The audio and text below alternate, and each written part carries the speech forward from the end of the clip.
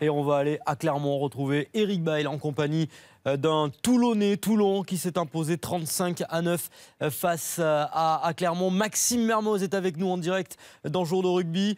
Maxime, cette semaine, il y a eu l'arrivée de Mahanonou, il y avait la titularisation de Dwayne Vermeulen aujourd'hui, et puis il y a une victoire au Stade Michelin. On a l'impression que la saison commence ce soir à Toulon. Oui, elle a commencé quand même il y a quelques mois, mais c'est vrai qu'aujourd'hui on a l'effectif au complet et ça booste un peu tout le monde à chaque poste. Alors, on a pu voir encore aujourd'hui, on a perdu Josh à l'aile et c'est James O'Connor qui le remplace, donc on a de la profondeur de banc et c'est ce qui va nous permettre de récupérer des points et de bien se placer au classement. Maxime, on a assisté à un événement dans le top 14 ce soir, cette écrasante victoire de Toulon au Michelin avec le bonus offensif, une affiche de finale mais pas un score de finale, un score inattendu. On va revoir avec vous les essais de ce match. Comment est-ce que vous l'avez préparé? Alors d'abord au début, oui, ça claque les dents de Doro Mitchell parce qu'il faisait froid. L'information, c'est le retour de Matt Guiteau. C'était important, on l'a vu, ces consignes. Est-ce que c'est plus fluide le jeu de Toulon quand Guiteau est de retour?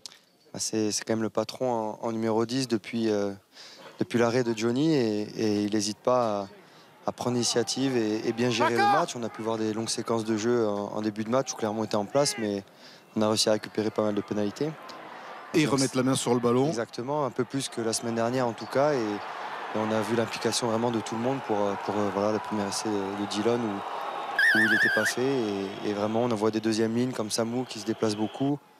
On va dire tout le monde était vraiment sur la même longueur d'onde aujourd'hui. Manoir, remise intérieure ici pour Bastaro, passe immédiate pour Dillon Armitage et au quart d'heure de jeu, Toulon prend le score 7-3. Toulon prend le score pour ne plus le lâcher 5 minutes avant la fin de cette première période. Groupé pénétrant, regardez le numéro 9, Eric Escande, qui était titulaire aujourd'hui en l'absence de Pélissier, en l'absence de Tiusbord. Le petit signe pour Mitchell, le coup de pied à suivre, le rebond favorable, Mitchell qui suit, qui observe Escande. Limpide, on vous a senti extrêmement tranchant dans toutes vos initiatives.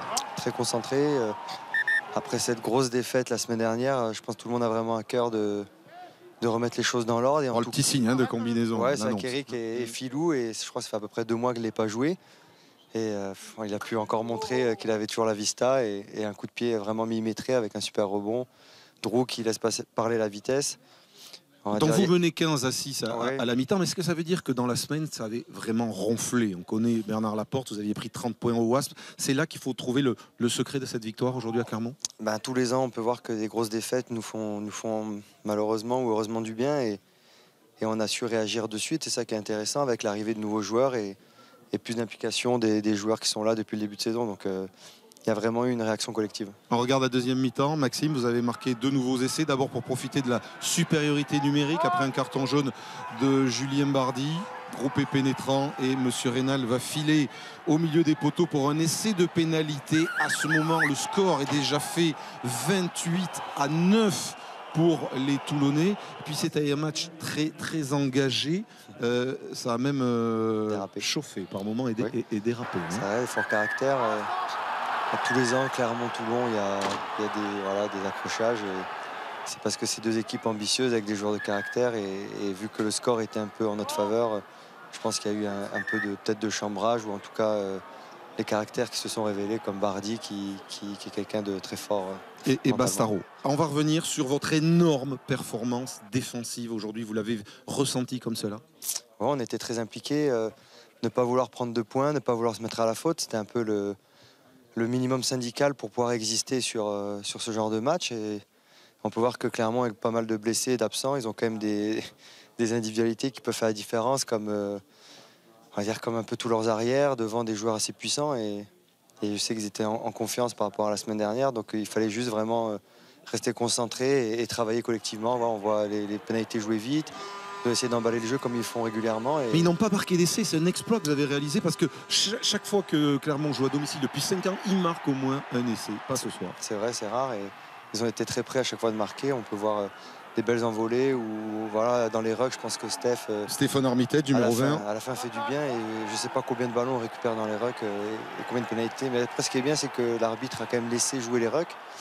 Et pour une fois, pour un match à l'extérieur, il y a pu avoir 2-3 secondes de bataille dans les rucks qui nous ont permis d'en récupérer quand même. Et un 4e essai pour une victoire retentissante 35-9 avec le bonus offensif. Ça s'est terminé Chaud aussi, toujours entre Bardi et Bastaro. Vous me disiez le match retour promet. Oui, regardez Chouli là qui sermonne un petit peu son troisième ligne et on va retrouver en Mathieu Bastaro dansant dans les vestiaires. Le match retour, ce sera au stade Vélodrome au mois d'avril. Ce sont toujours des matchs particuliers. Qu'est-ce que vous ressentez profondément au fond de vous d'avoir gagné ici ce soir? Parce que jamais dans son histoire Toulon n'avait fait.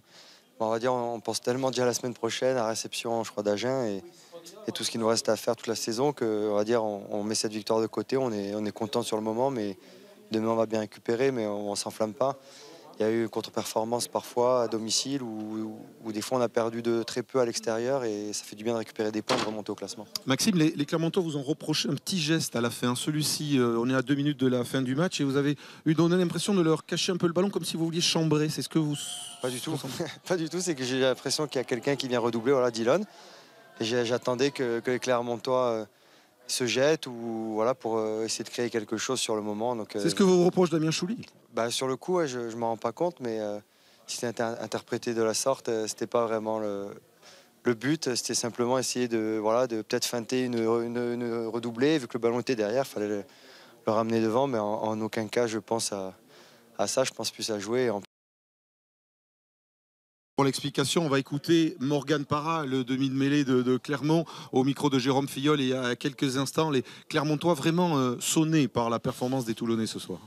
Il faut dire ce qu'il y a, on est tombé contre plus fort, on n'a pas existé dans le combat. Je pense que c'est la base de ce sport et aujourd'hui on n'a pas existé, que ce soit en attaque ou défensivement, donc hormis peut-être ces 10 premières minutes.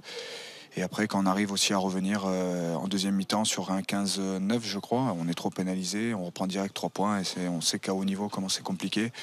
Et de marquer des points, alors d'en prendre, si on en prend trop facilement, c'est difficile. Et Maxime Mermoz qui continue de se défendre. Non, il n'a pas voulu chambrer. C'est noté et on vous retrouvera donc vraisemblablement avec les Toulonnais contre Agen, puisque le prochain match de Toulon, Guillaume, c'est contre Agen samedi prochain à Mayol, vous le savez. Oui, et pour revenir à une lourde défaite de Clermont, Eric, il faut remonter à la saison 91-92. C'était il y a 23 ans. Clermont qui s'était un peu incliné à domicile 37-6 face à Bordeaux-Bègles. Thomas Lombard, vous avez commenté cette rencontre. Il y avait le retour de Matt Guiteau. Ce soir, on sait que c'est un petit peu le chef d'orchestre de cette équipe toulonnaise. Comment avez-vous jugé sa performance ce soir de l'Australien ? Bien, on l'avait quitté éblouissant dans la phase finale de Coupe du Monde avec l'Australie. On a retrouvé un Matt Guiteau qui avait parfaitement récupéré du chaos qu'il avait dû supporter durant la Coupe du Monde. Il a été remarquable dans l'organisation du jeu et puis ça a été le guide. Regardez, il a parlé tout au long de la partie à ses joueurs, il les a encouragés à produire ce rugby d'attaque, ce rugby de mouvement en prenant des risques, mais des risques que lui seul sait maîtriser. Il a été vraiment un joueur qui a amené toute l'équipe toulonnaise dans son sillage. Il y a eu des moments difficiles dans cette partie, mais regardez l'influence, 25 ballons touchés, 20 passes, très peu de jeu au pied, un franchissement dans la ligne d'avantage, une influence qui a été moindre en seconde période, tout simplement parce qu'en deuxième mi-temps, Matt Guiteau et les Toulonnais ont été réduits principalement à un rôle défensif, mais quel joueur et quel impact il a eu sur le jeu toulonnais. On l'avait présenté en avant-match comme celui qui pouvait réveiller les Toulonnais, les faire rebasculer vers un rugby offensif. Bref, c'est ce qu'on a vu et on a encore une fois la preuve que Matt Guiteau est un très grand joueur aujourd'hui dans notre top 14. Et Matt Guiteau qui s'est confié après la rencontre. Et il revient de vacances ce soir et il a été servi une belle performance, même s'il a confié à Jérôme Filleul être un petit peu fatigué. Écoutez l'Australien en français. C'était dur pour moi. J'étais très fatigué à la fin, mais c'était bien. On vient pour gagner et on a gagné. Ça, c'est la plus importante chose pour nous.